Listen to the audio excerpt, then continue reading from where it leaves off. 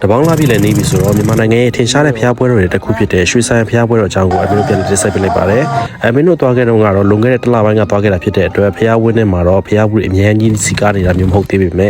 ့ဒီဖျားပွဲတော်အတွက်ဆိုင်ကနေကြိုတင်ပြင်ဆင်နေတာတော့တွေ့ရတယ်။နောက်ပြီးလို့ရှိရင်ဖျားဘူးကလည်းအေးလူဖူးရတဲ့အတွက်သွားခဲ့ရအချိန်ကတော့တော်တော်လေးကောင်းလို့ပြောရမယ်။ဖျားဘူးနဲ့ငယ်ရှိတာနဲ့အတူရွှေဆိုင်ဖျားကြီးကိုပေါ့နော်ငလင်တော့ထိခဲ့တဲ့တန်းတွေအတွက်ကိုပြန်လဲပြင်ဆင်နေအောင်လို့တတိထားမိတယ်။နောက်ပြီးကြလို့ရှင်ရွှေဆိုင်ဖျားဝင်းနဲ့မှာဖျားဘူးလာတဲ့သူတွေနဲ့အတူရိုးရရင်ချင်းမှုတလေးထုံးစံရပေါ့နော်။ဒီနန်းမှာလာပြီးတော့ဂရောဘတ်ဆက်တာနေလို့တွေ့ရတယ်။အမင်းတို့ကတော့ဖျားဘူးသွားပြီဆိုတော့တလေးထုံးစံရတိုင်းပဲပေါ့နော်။ဒီရွှေဆိုင်ရဲ့မြေတစ်ဖက်ကန်းဖြစ်တဲ့ဒီအလုထမြေတစ်ဖက်ကန်းကိုကူးပြီးတော့ဒီနေတောင်ကျချောင်းဘက်ကိုသွားမှာပေါ့နော်။အဲဒီတော့လှေငားပါတယ်။ဆက်လီကအမင်းတို့အတုံးကငားတာတရက်ကို1500ပေါ့နော်။အသွားအပြန်တရက်ကို1500ကျပါတယ်။ဒုထရမြေကြီးကလည်းကြီးစိမ့်ပြီးတော့အောက်ထိကိုဖောက်မြင်ရတယ်ရေလည်းအရင်ချိုးစင်စရာကောင်းအောင်သူဆွဲဆောင်နေပေါ့နော်ဒါပေမဲ့ဒီမြစ်ကလည်းနည်းနည်းတော့မာယာများဖြစ်တဲ့အတွက်ရေကူးတဲ့သူတွေဆိုလို့ရှိရင်တော့နည်းနည်းသတိထားဖို့လိုပါတယ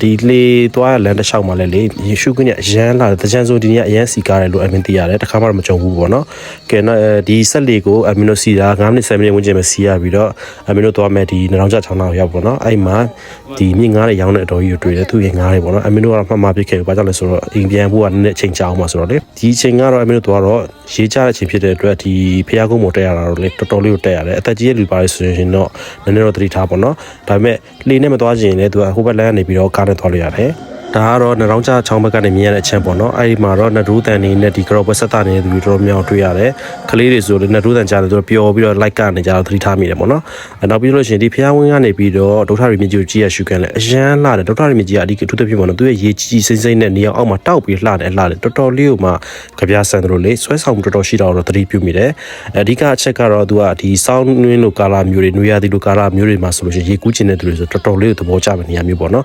်ပြီးကြလို့ရှိရင်ဒီအကျော်တဲလေးလမ်းကြီးမြင်ခွင့်နဲ့တော်တော်လေးလှတယ်ကဲဒီဘက်မှာလေတာပြီးသွားပြီဆိုတော့အမင်းတို့ရွှေဆိုင်ဖျားဘက်ကိုပြန်ပြီးတော့လှည့်ခဲ့ကြတယ်အဲဒီတော့ရွှေဆိုင်ဖျားဘက်ကိုရောက်တာနဲ့အမင်းတို့ဘက်ကိုစပြီးတော့ဥတီပြလဲဆိုလို့ရှိရင်ပွဲစည်းကင်းမှာရှိတဲ့ယူရဒီအစားစားလေးပေါ့နော်အဲ့ဒါလေးပတ်ပြီးတော့ကြည့်ပြတယ်နောက်တစ်ခုကရွှေဆိုင်ဖျားရောက်လို့ရှိရင်ရွှေဆိုင်ရဲ့အမှတ်တရဖြစ်တဲ့ဒီထရွယ်ပတိလေးတွေတို့ငါးရုပ်ကလေးတွေပေါ့နော်အဲ့ဒါလေးဝယ်ဖို့ကလည်းလုံးဝကိုမမေ့တဲ့အရာပါဘာကြောင့်လဲဆိုတော့ထရွယ်ပတိနဲ့ရွှေဆိုင်ဖျားပွဲတော့ဆိုတော့လေခွဲခြားမရအောင်ကိုအမှတ်တရပါရှိတဲ့အရာလေးပေါ့နော်နောက်ပြီးလို့ရှိရင်အိမ်ပြန်လက်ဆောင်ဖြစ်တဲ့ဒီငါးရုပ်ကလေးပေါ့နော်အဲ့ဒါလေးအမင်းတို့ငယ်ပွားခဲ့တဲ့အမြဲတမ်းဝယ်ခဲ့တဲ့အရာလေးဖြစ်တဲ့အတွက်အဲ့ဒါလေးမဝယ်မဖြစ်ကိုဝယ်ကြပါတယ်နောက်ပြီးလို့ရှိရင်ဒေတာတဲ့အစားအစာလေးမျိုးစုံပေါ့နော်အဲ့ဒါလေးလည်းဝယ်ဖြစ်ပါတယ်ဒီဒေတာမှာအထူးသဖြင့်အမျိုးတတိထားမိတာကအခုနောက်ပိုင်းဆိုလို့ရှိရင်ယူမျိုးစုံအပြင်ပေါ့နော်နောက်ပြီးလို့ရှိရင်ယူရအချို့မုံတွေမျိုးစုံနဲ့စတင်ရောင်းချတော့တွေ့ရတ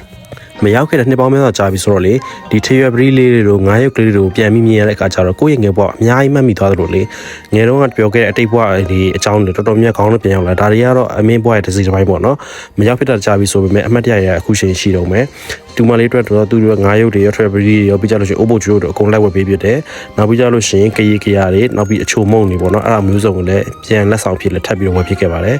ယ်နောက်ပြီးလို့ရှိရင်အမင်းသဘောကျတာကမုံကောင်းပေါ့နော်မုံကောင်းအမင်းကြိုက်တယ်လို့ပါတယ်အဲ့ဒါမုံကောင်းလည်းမီးစမ်းဖြစ်ခဲ့တယ်ပြီးကြတော့အိမ်ပြန်လက်ဆောင်တွေဝယ်ဖြစ်ခဲ့ပါတယ်ဖျားပွဲအပြန်လက်ဆောင်တွေကလည်းဝယ်ကောင်းကောင်းနဲ့ဝယ်လိုက်တယ်ရွှေဆိုင်ဖျားဝင်းထဲမှာလည်းနဲတာမဟုတ်တော်တော်လေးဝယ်ဖြစ်သွားတယ်ကဲရွှေဆိုင်ဖျားဖူးပြီးသွားပြီဆိုတော့နောက်တဲ့တနေရာကအမင်းပဲသွားဖြစ်လဲဆိုလို့ရှိရင်ငကယုံဖျားပေါ့နော်ငကယုံဖျားမှာလည်းသူ့ရဲ့နာမည်ကျော်တဲ့ဒီအသီးနှံမျိုးစုံရောင်းတာပေါ့နော်အဲ့ဒါကတော့ငကယုံဖျားရဲ့ treatment တစ်ခုလိုပဲဒီဒေတာမှာလေတော်တော်များများကကိုပိုင် channel နဲ့စိုက်ပြီးတော့အသီးနှံတော်တော်များဖြစ်ထွန်းကြတာဖြစ်တဲ့အတွက်ငကယုံဖျားတွေရောက်လို့ရှိရင်လေဒေတာအတွက်အသီးနှံတော်တော်များများရောင်းချတာကိုသတိပြုမိလိမ့်မယ်အိမ်ကတော့လည်းမှားလိုက်တယ်ငကယုံဖျားရောက်လို့ရှိရင်လည်းအိုက်ကအသီးနှံလက်လက်ဆက်ဆက်မဝယ်ပြအောင်ဝယ်စေးရတတ်တာပေါ့နော်အဲ့ဒါကြောင့်မို့ဒီငကယုံဖျားရောက်တော့လေအဲ့ဒါတော်တော်လေးသတိထားပြီးကြည့်မိတယ်ဘုရားဆောင်တဲ့တစ်လျှောက်မှာလည်းလေဒီကုန်စိမ်းတွေတော်တော်များများရောင်းချတော့တွေ့ရတယ်ဈေးလေးတွေတော်တော်လေးတတ်တာတယ်ပေါ့နော်အိမ်ကအမေကတော့လေသူကဝယ်ရတာသဘောကျတယ်တစ်မျိုးတစ်မျိုးဝယ်အိမ်မှာပြန်လဲလာတော့လေကားပေါ်မှာကုန်စင်းတွေကားကြီးကြာတာပဲတလားပစ္စည်းမျိုးစုံပါလာခဲ့တာနောက်ပြီးလို့ရှိရင်ငကယုံဖျားဒီပေါ့နော်ဒီမြေကမ်းဘေးမှာစောက်ထားနေရလေးလည်းအရန်လှတယ်လို့ငကယုံဖျားမှာနာမည်ကြီးတဲ့ထမင်းဆိုင်တစ်ခုရှိရပေါ့နော်ဂျန်ဆိုထမင်းဆိုင်လေးမှာလည်းဝင်စားပြခဲ့ပါတယ်ဂျန်နဲ့ပတ်သက်ပြီးတော့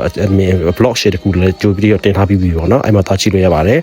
်ဒီဆိုင်လေးကမြေကမ်းဘေးကနေကြည့်ပြီးတော့စားရတာလည်းတော်တော်လေးကောင်းလို့သူ့စီမှာလည်းဟင်းရွက်အမျိုးစုံပြီးကြလို့ရှိရင်ဒီမြင့်ငါးကြော်လေးတွေနောက်ပြီးလို့ရှိရင်နိုကဲချက်ကြော်လေးအဲ့ဒါလေးတော်တော်ကောင်းတယ်အထူးသဖြင့်တော့သူတို့ရဲ့စူးပုတ်ကြော်ပေါ့နော်အဲ့ဒါလေးကစားကောင်းပါတယ်ခင်ဗျအပြန်မှာတော့ဒီစိတ်တိုင်းကြပေါ့နော်ဟိုအသီးနယ်မျိုးစုံထပ်ဝဲပြီးကြလို့ရှိရင်ဟိုလက်ဆောင်ပေးဖို့အသီးနယ်လည်းထပ်ဝဲနေမှာလေပျော်ပျော်ပါးပါးနဲ့ကိုဒီတနေ့ကုန်းဆုံးသွားဖြစ်ပါတယ်အမင်းတို့ကပြန်တော့ငကယုံဖျားပြန်တဲ့ခါကျတော့ဘယ်ဆက်သွားသေးလဲဆိုလို့ရှိရင်တော့များလိုက်တောင်ဘက်ကဖြတ်ပြီးတော့ကျွန်တော်တို့ဆွေရင်းကိုဆက်သွားသေးပါတယ်အဲ့ vlog လေးကိုတည်တက်တင်ပေးပါဦးမယ်ခင်ဗျကဲအမင်းတို့နဲ့အတူဒီရွှေဆိုင်ဖျားပွဲတော်အမှတ်တရလေးရှိလို့ရှိရင်လည်းဝေမျှပေးခဲ့ပါအောင်နော်အားလုံးမပျော်ရွှင်စရာနေ့လေးဖြစ်ပါစေလို့အမြန်ဆုတောင်းပေးလိုက်ပါခင်ဗျကျေးဇူးများတင်ပါတယ်ခင်ဗျ